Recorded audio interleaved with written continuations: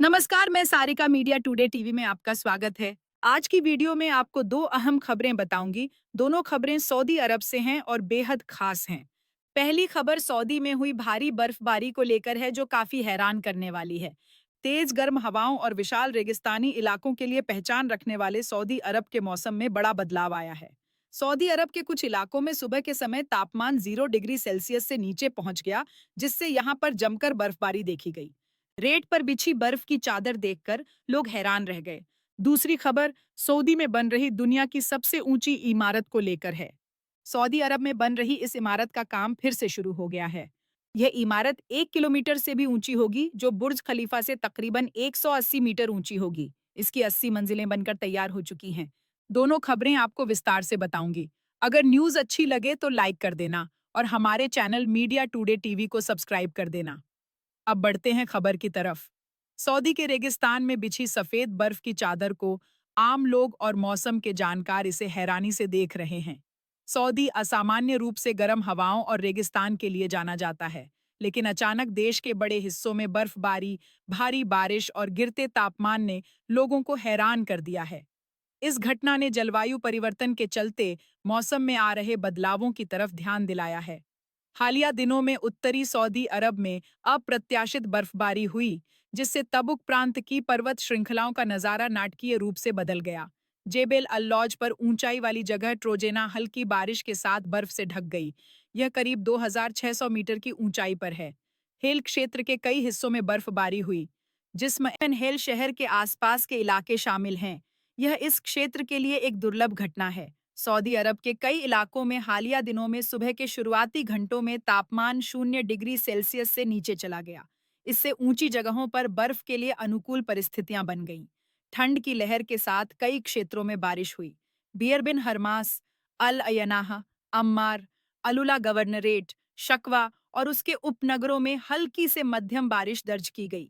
Riyadh, Qasim और पूर्वी क्षेत्र में भारी बारिश हुई है। सऊदी के मौसम में इस असामान्य बदलाव ने दुनिया का ध्यान इस ओर दिलाया है कि कैसे जलवायु परिवर्तन उन इलाकों में असामान्य मौसम ला रहा है, जो इससे निपटने के लिए तैयार नहीं है। नेशनल सेंटर फॉर मेटियोरोलॉजी के प्रवक्ता हुसैन अल कहतानी ने कहा कि यह स्थिति ठंडी हवा के कारण बनी, जो मध्य और उत्तरी क्षेत्रों में घुस रहा था और बारिश लाने वाले बादलों से मिल रहा था। सऊदी अरब के रेगिस्तान में बर्फ से ढके सूदी पहाड़ों की तस्वीरें और वीडियो सोशल मीडिया पर बड़े पैमाने पर आए तो अल मजमाह और अल घाट में लोगों की भीड़ जमा हो गई। मौसम विज्ञानी इस घटना का कारण खास वायुमंडलीय स्थितियों को बताते हैं। ऐसी असामान्य घटनाएं सऊदी और आसपास के देशों में तेजी से बढ़ी हैं। सऊदी अरब में दुर्लभ बर्फबारी ने मौसम में बढ़ती अस्थिरता के बारे में बातचीत को फिर से शुरू कर दिया है। इसका अनुभव हाल के महीनों में कई क्षेत्रों में कई बार किया गया है। संयुक्त अरब अमीरात में भारी बारिश ने चौंकाया है। यूरोप और उत्तरी अफ्रीका के कुछ हिस्सों में असामान्य बर्फबारी ने भी जलवायु परिवर्तन की तरफ ध्यान दिलाया है। अब बढ़ते हैं दूसरी खबर की तरफ। दुबई में स्थित बुर्ज खलीफा के नाम अभी दुनिया की सबसे ऊंची बिल्डिंग होने का खिताब दर्ज है, लेकिन सऊदी में तैयार हो रही एक गगनचुंबी इमारत इस रिकॉर्ड को तोड़ने वाली है। सऊदी अरब के जेद्दा इकोनॉमिक सिटी में बन रहा जेद्दा टावर 1000 मीटर से ज्यादा ऊंचा होने वाला है।